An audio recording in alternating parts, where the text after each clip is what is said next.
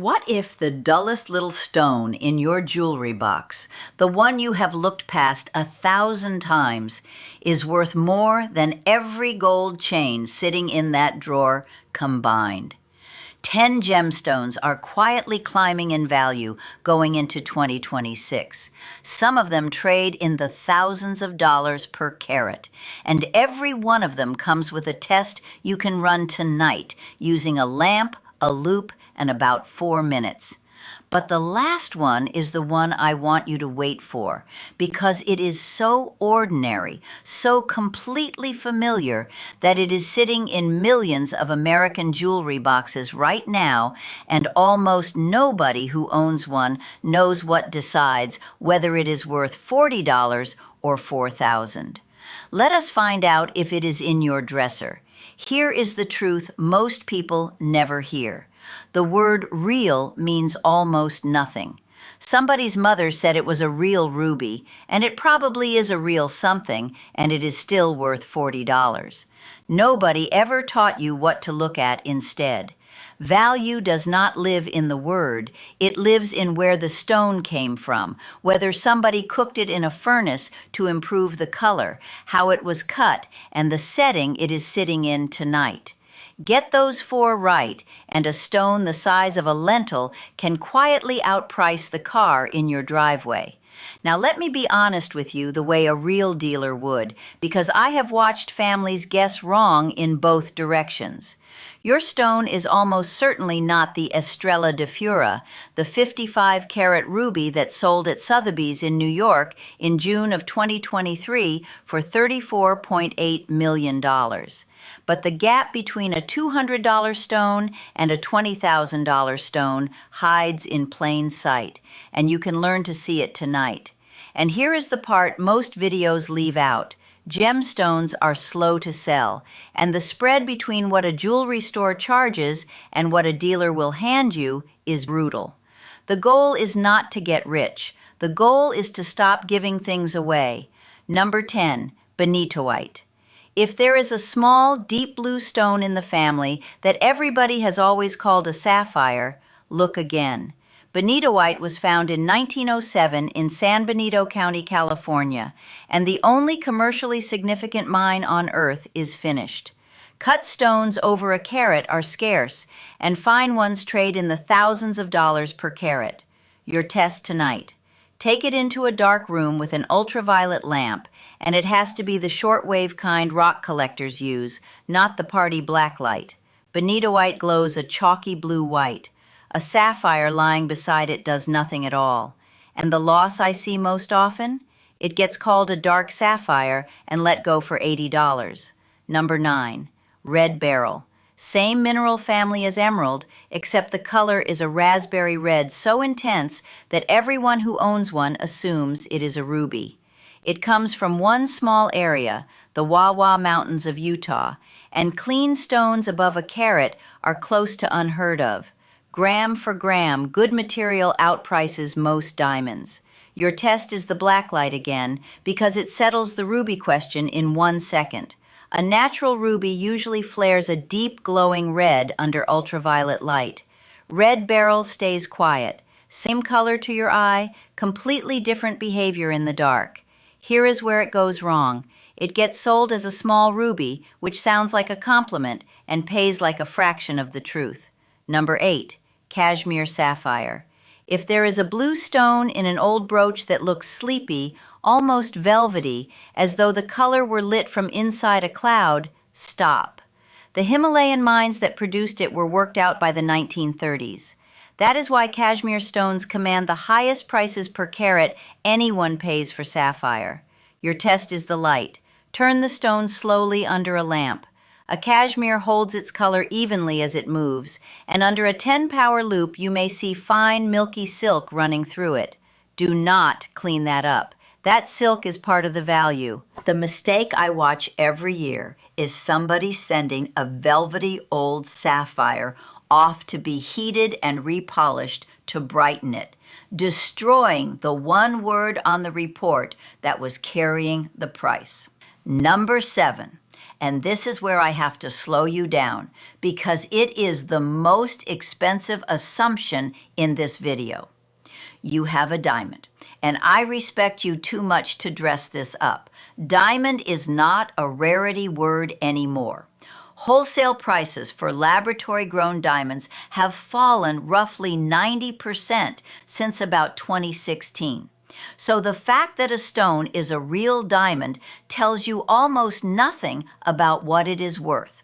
There are still two things worth doing tonight. First, look along the flat band around the middle of the stone, the girdle, for laser lettering.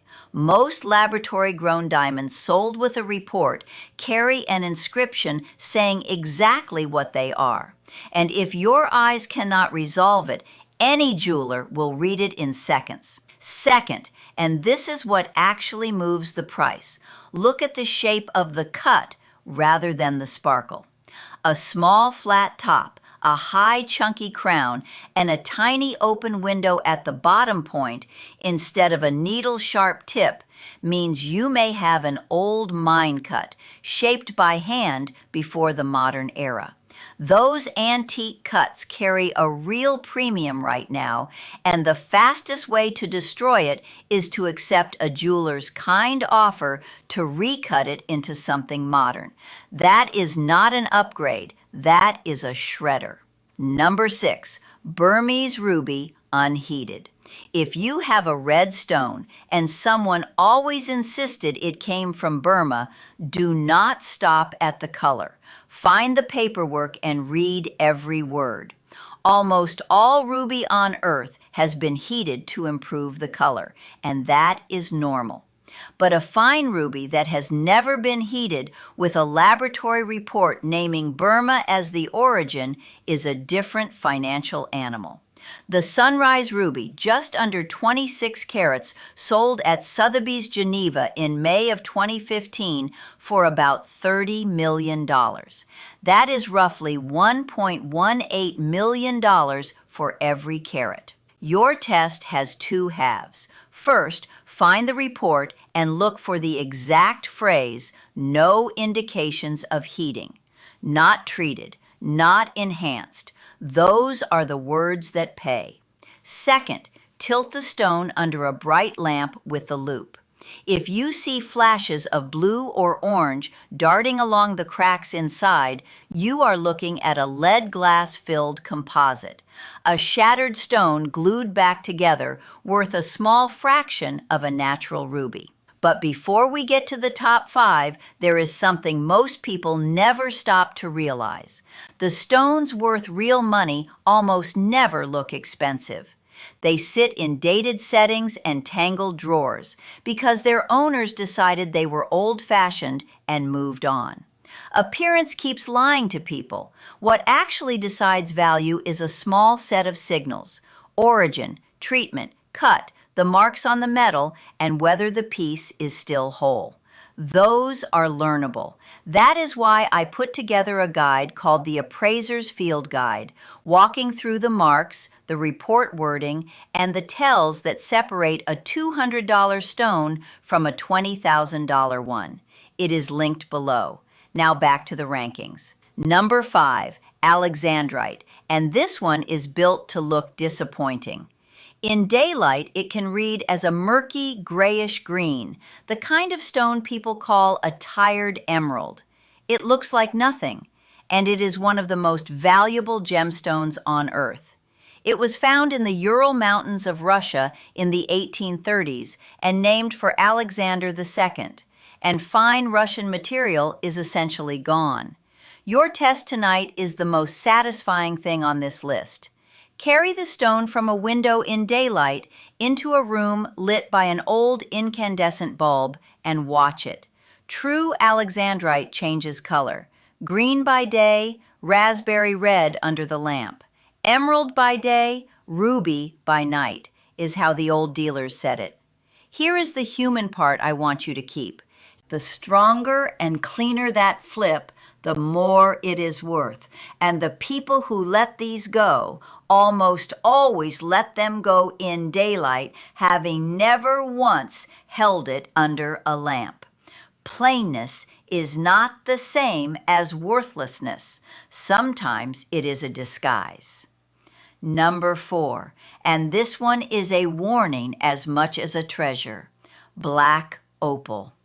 The great ones come from Lightning Ridge in New South Wales, and a solid one, flashing green and red across a dark body, is among the finest gemstones in the world. A doublet is a wafer-thin slice of opal glued onto a dark backing to fake that black body, and a triplet adds a clear cap on top. So look at the side. Turn the stone on its edge. A dead straight line where the color stops and the backing begins means an assembled stone, and it will never fetch what a solid one does.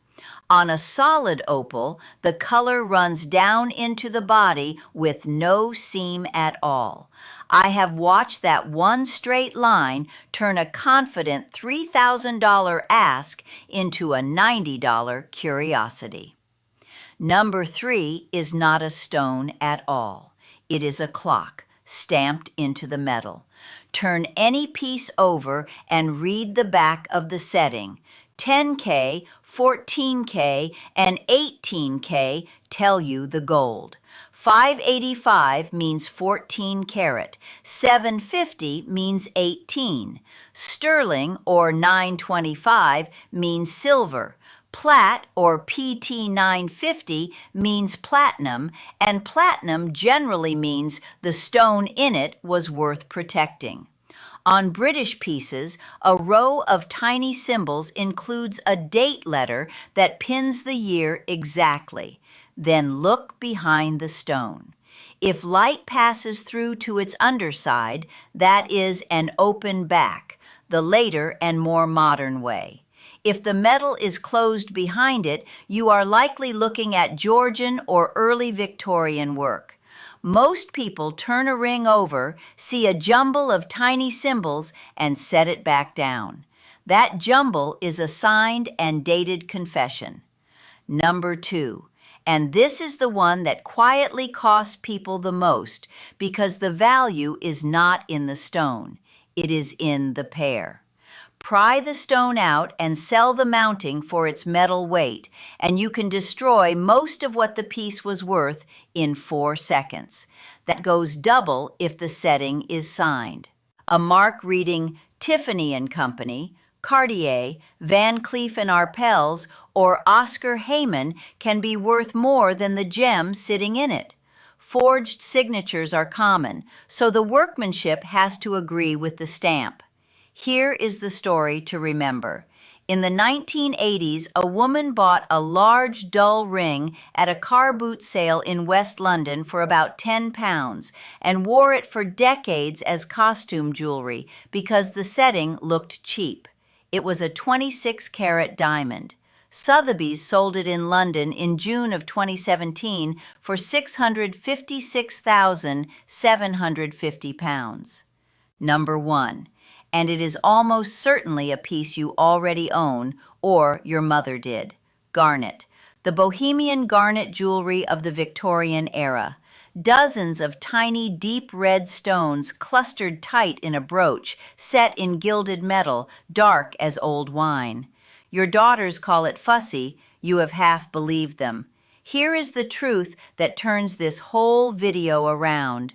Bohemian garnet was produced on an enormous industrial scale, and that is exactly why the ordinary brooch sells for $100 or $2, not a fortune. Fame is not value.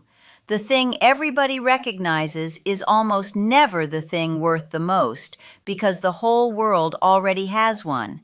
But the value was never in the name, it was in the details. The earliest pieces with hand-cut rose-faceted stones and closed backs sit far above the common ones, and a complete piece with every stone still seated is worth far more than the same one missing 4. And the rarest garnet of all is not red. Demantoid garnet from the Russian Urals is a brilliant green, and inside a fine one is a curling fiber the trade calls a horsetail. In almost every other gem, an inclusion lowers the price. In demantoid, that horsetail proves Russian origin and raises it. So here is your final test. The same skill every item tonight was teaching. Turn it over. Look for closed metal behind the stones and count them for gaps.